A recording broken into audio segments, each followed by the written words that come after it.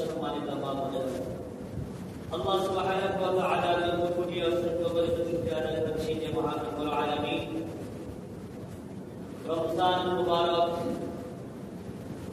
মহান মাস, বরকতি মাস, রহমতি মাস, গুনাহ থেকে মাগফিরাতের মাস,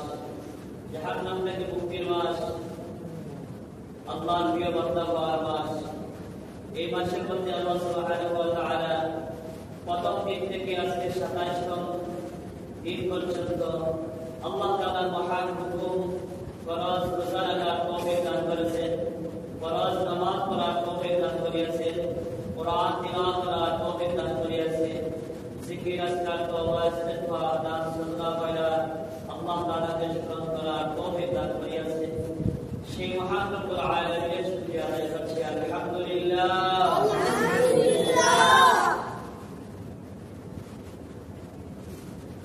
এই বছর রমজান মুবারকে